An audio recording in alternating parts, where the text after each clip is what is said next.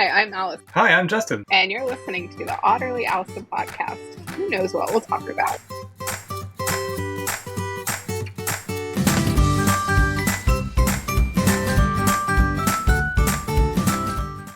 Oh my god, you got the pillow up! And my Christmas is down.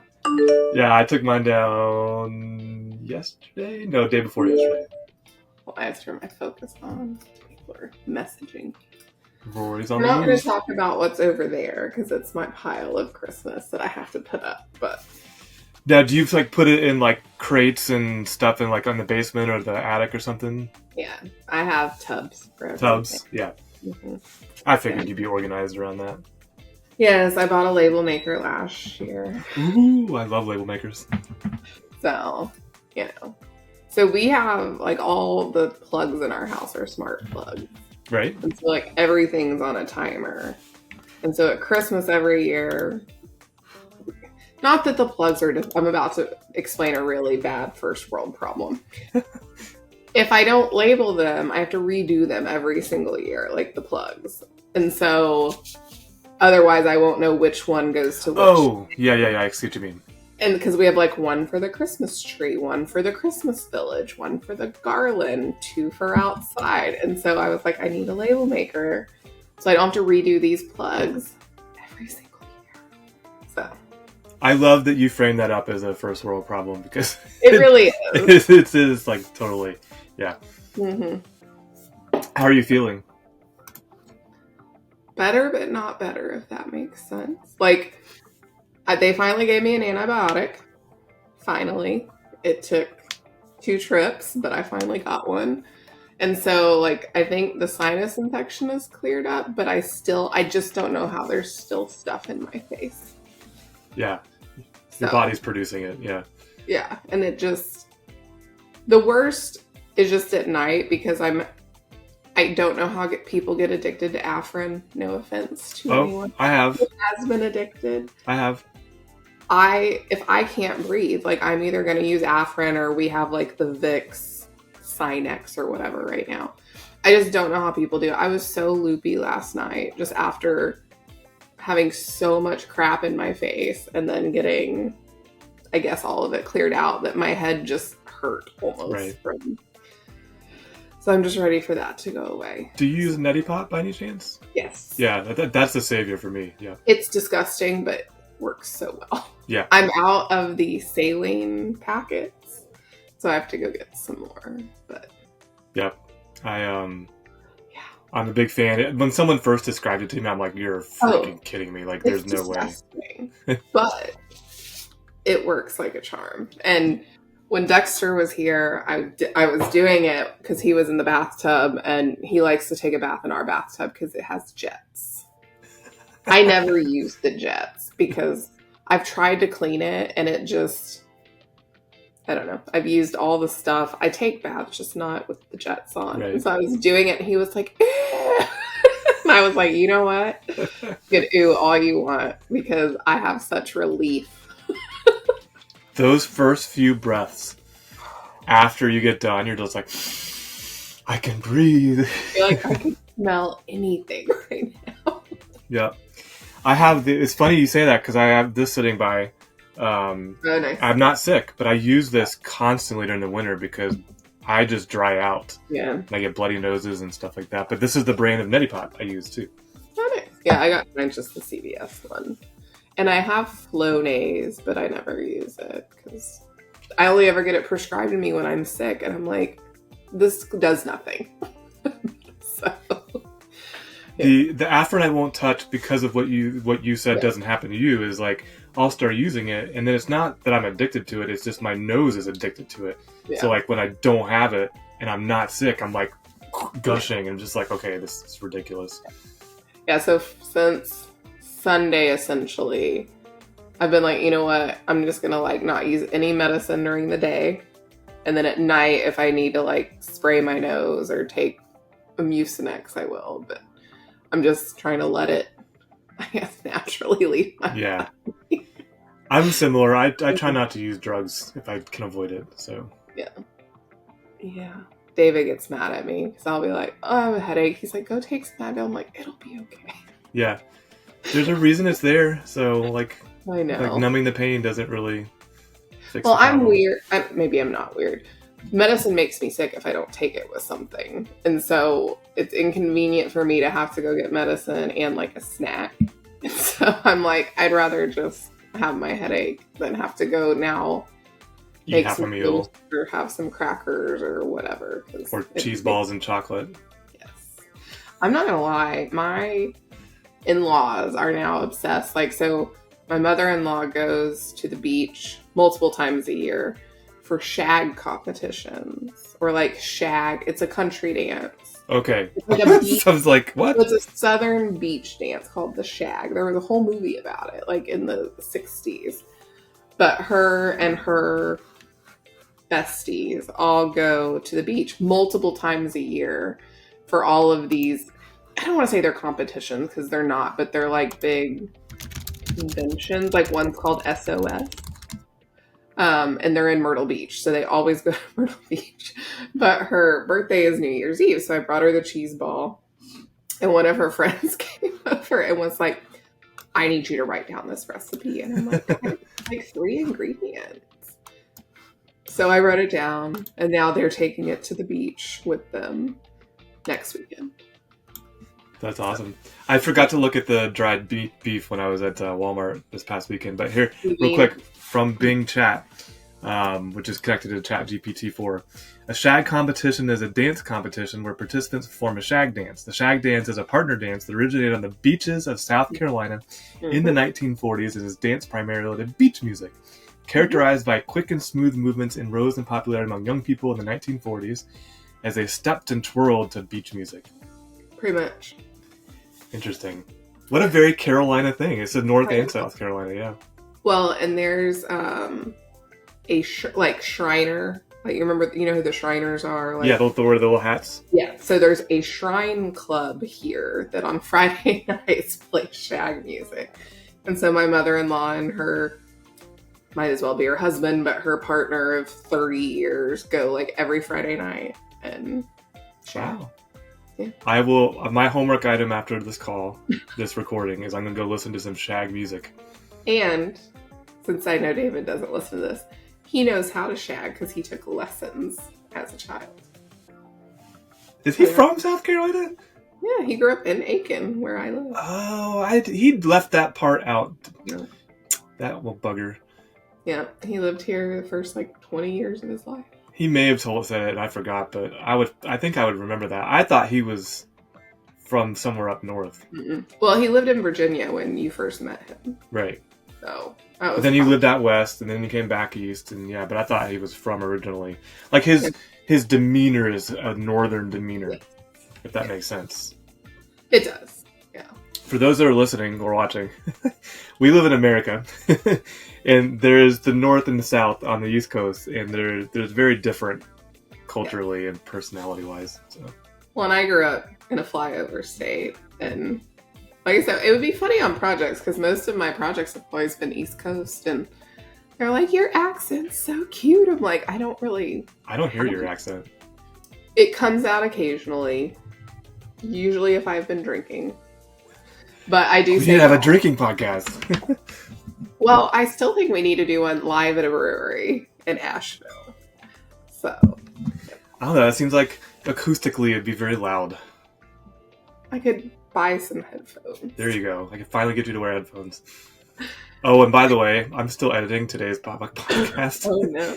It's like, because you kept coughing. I know. And when you cough, I have to do this thing where I go find that cough and I kind of lower the volume on it. Otherwise, it's like killer on your ears. But your headphones. What are they called? AirPods. The audio is crap.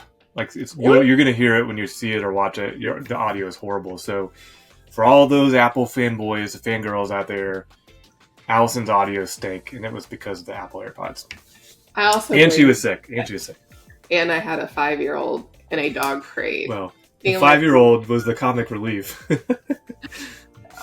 I do actually want to get the Apple Pros that because I hate having things in my ears for long periods of time, but I don't mind the over the ear. Same. And so I liked my AirPods, but I'm like, maybe I should bite the bullet and get the nice one.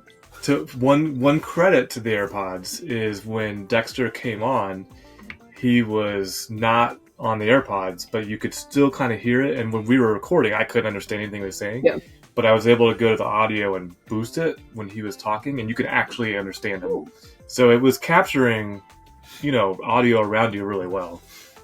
Just you didn't sound great. So. Well, I've not sounded good for like a month. I'm so sorry. This is the long sickness. Something's going around. I'm just glad it wasn't COVID, because that would have, we had Mia here, and I didn't want her to get sick and not be able to go back to school. And with family around, it's hard.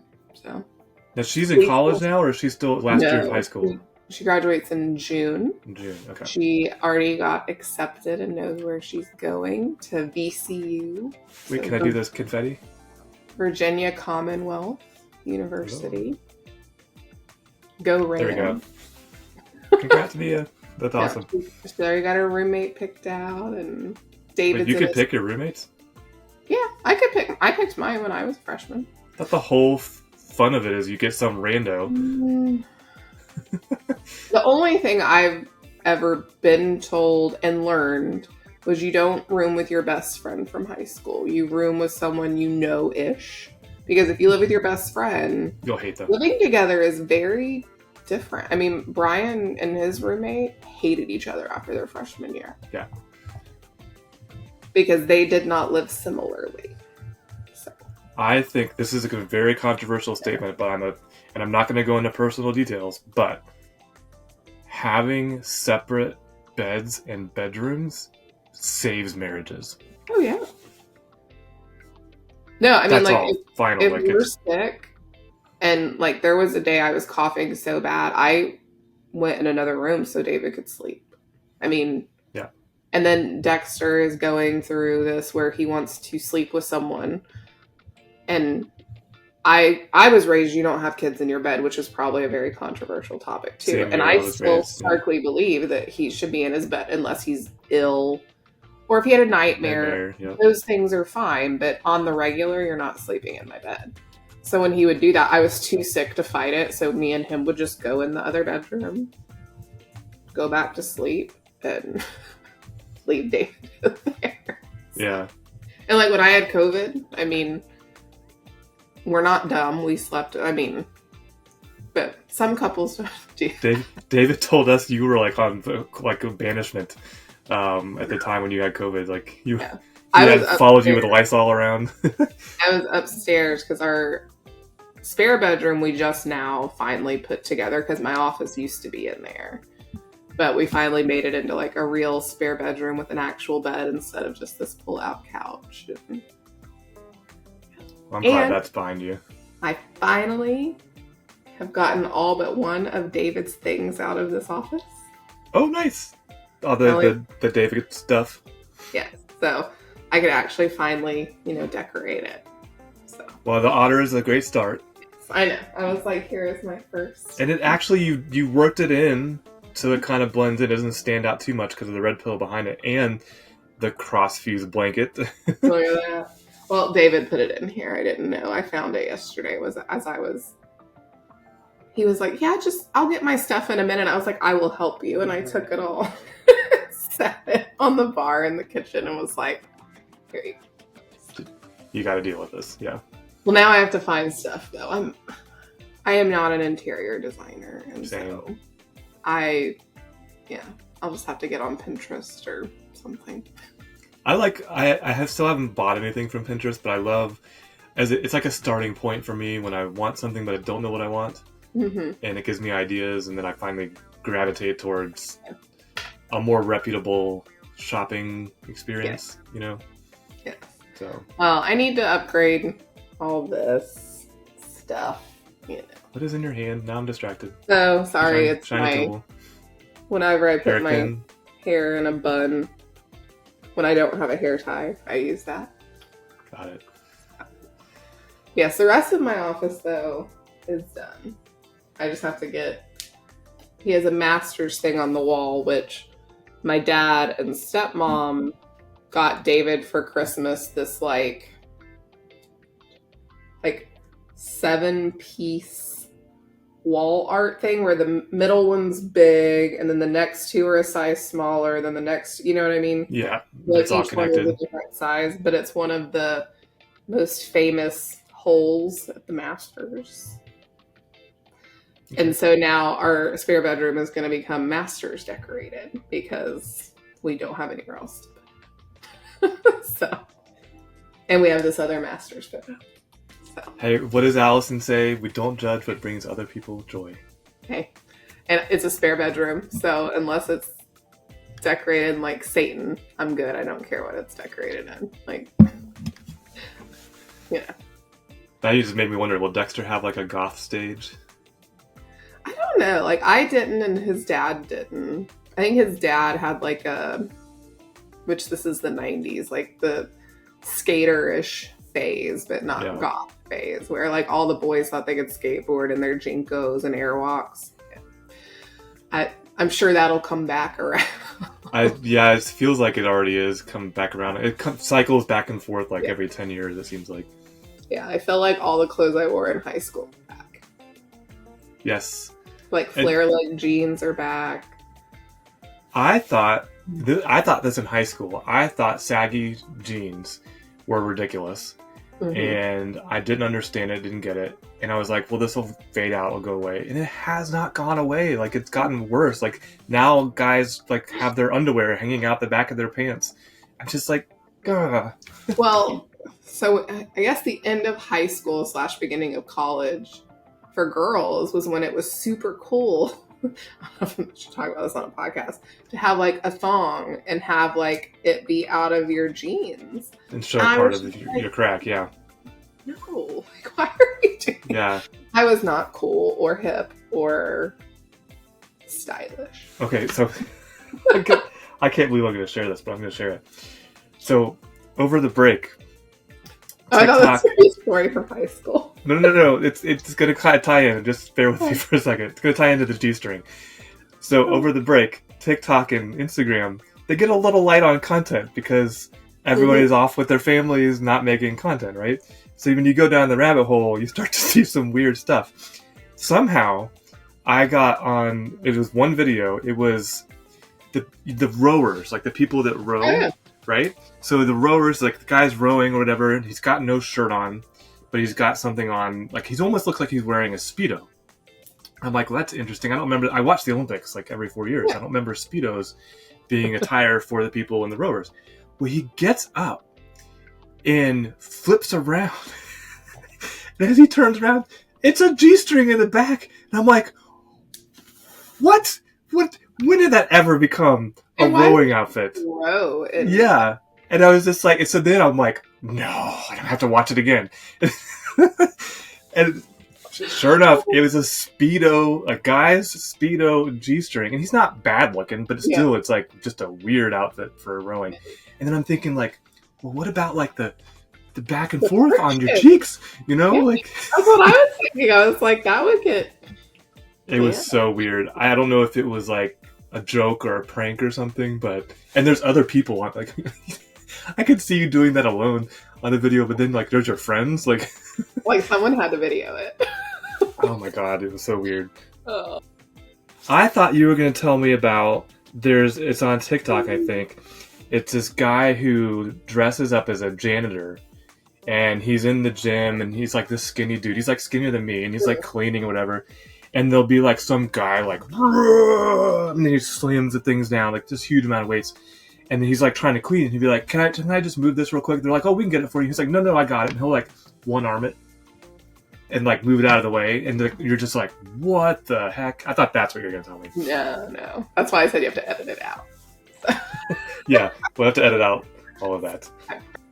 We have almost been, I guess, started dating almost 4 years ago. That's impressive. I know. 4 years. Yeah.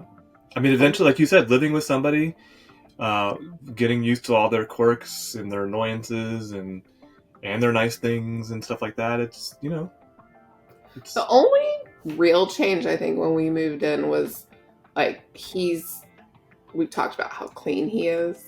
And like, I'm not dirty, but to him, I am dirty. Same here. We have the same as you. Yep. And so it's one of those that, you know, I have stuff on my desk right now and it's okay. By the way, I printed off a little, like, you color off every day that you do your workout.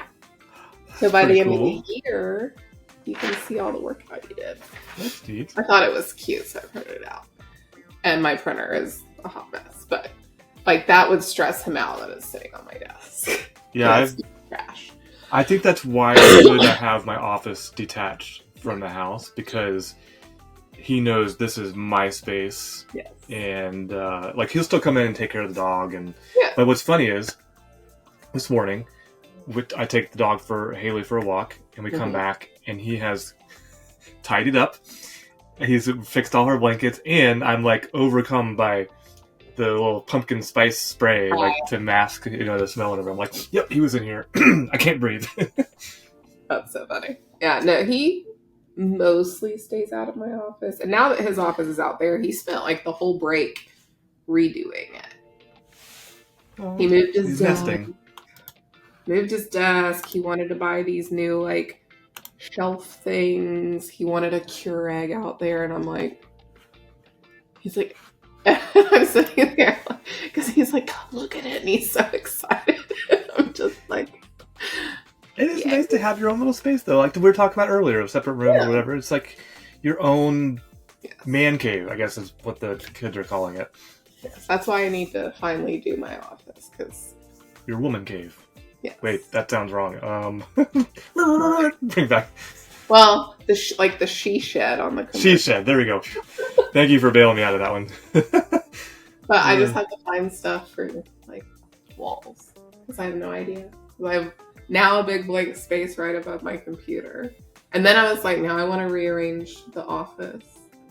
But do you know it was a critical like office thing? It took me a while to figure out that I needed it and wanted it, but. And we found it in a closet, like with storage or whatever, and we weren't using it. But it's a calendar that you mark up, like, and you put the month and you put the days, and then you erase the whole thing the next month. Yeah. I have found that to be super, super helpful. And it's like, it's a new month, time to like plan and stuff like that. We have that in our kitchen, and I'm in charge of it every month. AKA, I am like writing everything down because. Do you get the Instagram ads for Vibe Board? No, but I get them for, what's it called? Hearth? And I'm not going to lie, if it didn't cost what it costs, I would probably own one. And I also don't know where I would put it in my house. So that's the other problem, because it's like a digital calendar, essentially. That's what a Vibe Board is, yeah. Yeah. And it has like a chores, and you can check them off when you're done and everything. Yeah, that's how the Hearth one is, which I really like it, but I'm just... The cost seems crazy to me. Yeah, we have the Google Home in the kitchen where I could do all that, but we both know I'm horrible with technology. So I prefer my little... See, I'm writing all of our January stuff out today. Yep. I got my notebook out. I get you. Speaking of that, your to-do list. And I have stuff already marked off. I wish there had been, when I saw it, and I resaw it when I was editing, not to like make you feel bad about the gift I got you, I was disappointed with how thin it was. I was like, oh, she's gonna run out of paper in like no time. Yeah, it seemed really thin. Yeah, it's a lot of paper. And I have still stuff I need to check off. And I have some notes from some calls. Nice. I know. I can't believe the time's already up. But before you run on me, I was looking at your calendar yesterday to reschedule this meeting, and I noticed you had deltas on your calendar.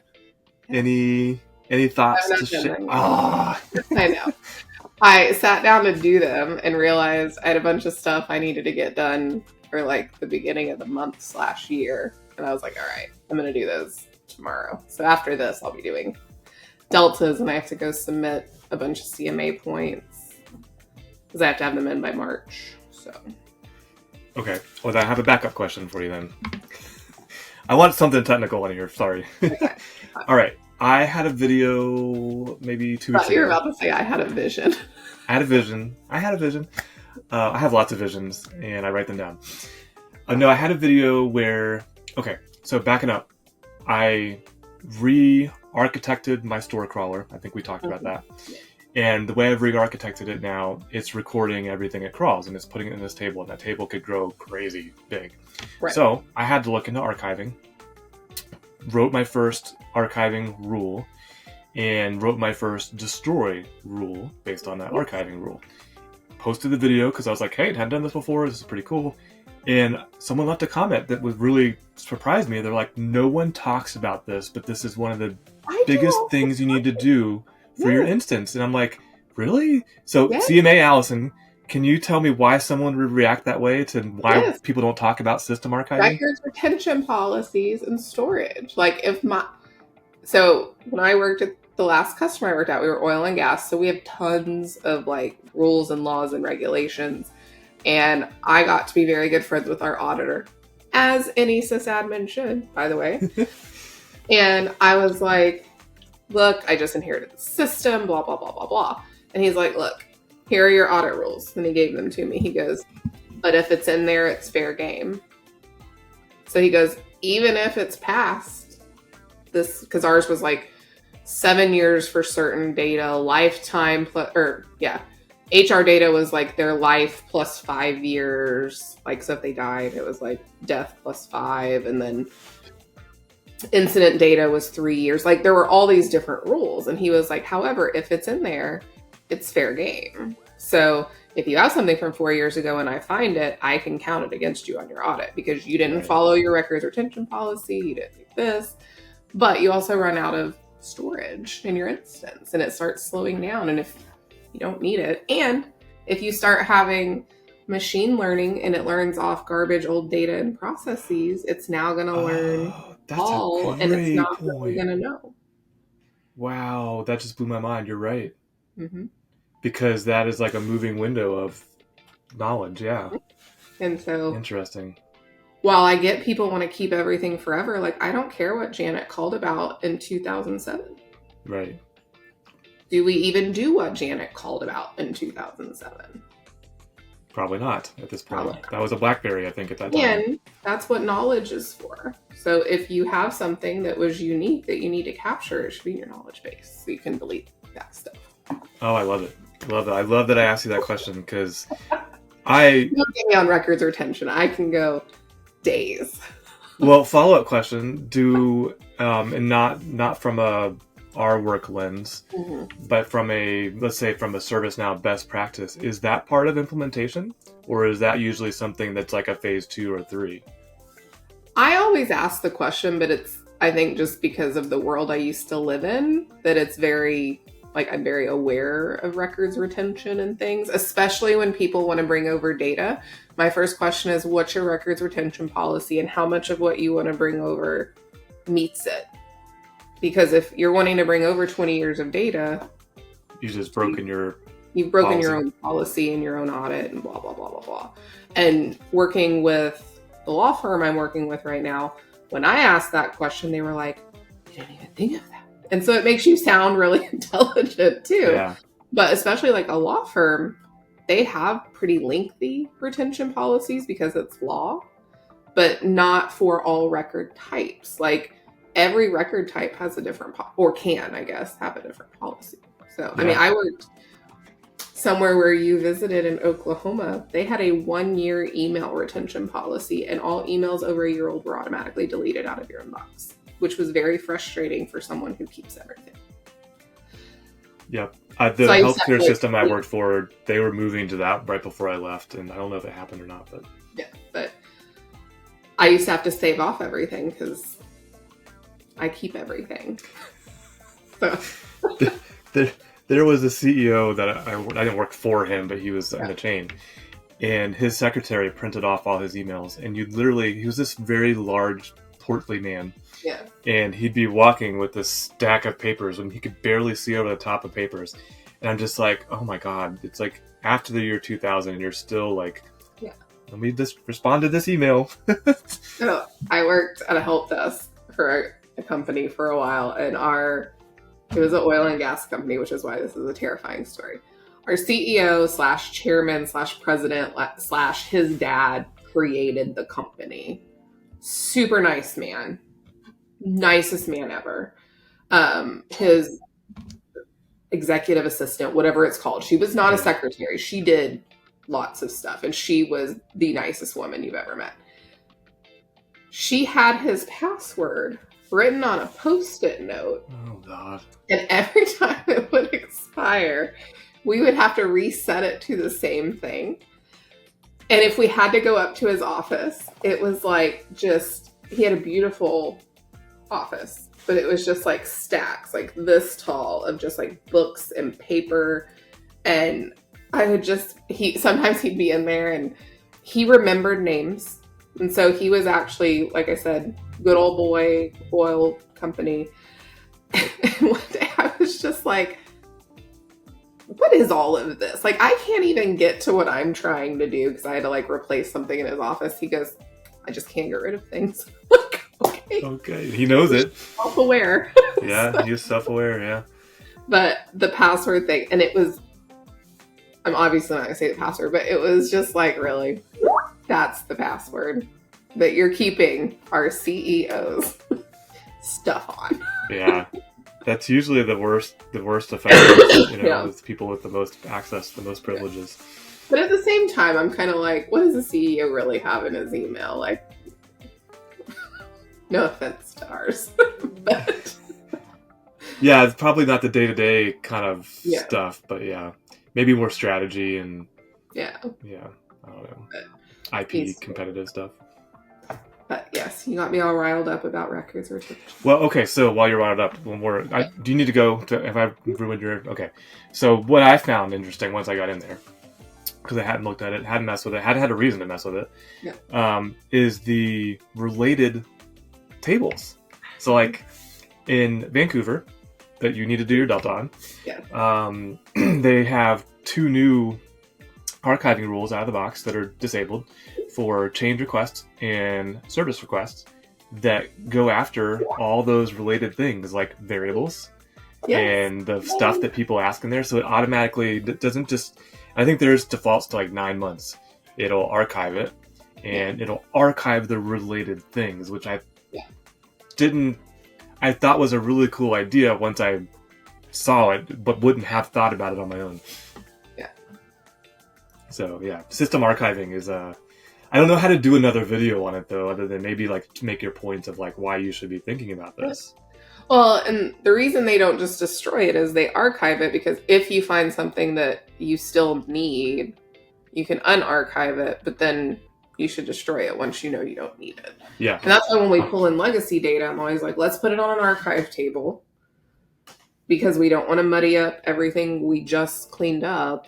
And then if you need it, we can unarchive it. And how many people actually pull anything out of that? Probably none. No. Probably very, very few, yeah. So. People get busy and, yeah. Well, I'm glad I got the CMA response. That is Allison's perspective, not necessarily CMA's standpoint, but that is my perspective on it. But it is something people don't talk about, really. You don't hear really... It's like we talked about it a couple episodes ago. There's so much an administrator has to kind of herd, like herding cats. And this is one where I was just like, this is actually something. I did it because I didn't want a gazillion records in my PDI, which, I don't know, it's not really affecting me, but I want to be a good steward of the PDI. So. Well, but speaking of deltas, like a lot of our customer admins aren't certified. And it's not because they don't want to be, it's because their company won't pay for it or whatever. And so they are forced to take a delta to go learn what the new functionality is, to even know that, even if they were passionate about archiving, they wouldn't know that now there's these 2 out of the box things. Right. And so when we have conversations, people are like, what do our admins need to do? Like, what are things that they need to absolutely always do, manage, blah, blah, blah.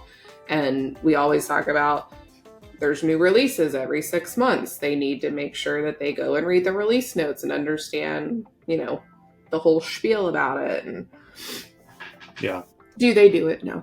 But that's probably where most of my followers come from. Is that's what I've been tackling, is because as an SC, I had the same responsibility to keep up with that. And so basically I keep up with it and then turn that back out as content. So. Interesting. Well, I will have them done by next week because they have to be done by the 12th. So. The 12th of January or February? January, I think. I thought we had 90 days from November or something. Oh, I got a thing in my CMA portal that I needed them done by the 12th. So. Oh, maybe you guys are different. Not usually. Okay, not to fact check you. I'm just gonna go because I was. Looking I don't care. I would love to know if I had more time than the 12th because I had blocked most of my time this week to get my deltas and points submitted. February 13th. So maybe you misread the month. Or they did. Or they did, yeah. Which is possible. And that's just for my CSA delta. I've got implementer deltas I got to do too. I don't know what those are, but yeah, I have to do CSA, CAD, ITSM, HR, CSM. Missing. Yeah, you guys have studying to do, especially if you haven't. But I also get CMA points for reading the release notes, which I need. So. Wait, how do you get points for reading release notes? Continuing education. Like I read 2 pages of release notes, or I had it. I essentially do 2 hours per cert of like reading and understanding like what came out. So, because I started, weirdly enough, a coworker was like, "Oh yeah, I actually, send the time in and they approve it." I'm like, "What?" And he was like, "Yeah." I'm missing all these points. And all the stuff you're probably doing anyways in order to pass the exam. Yeah. So. Yeah. Interesting.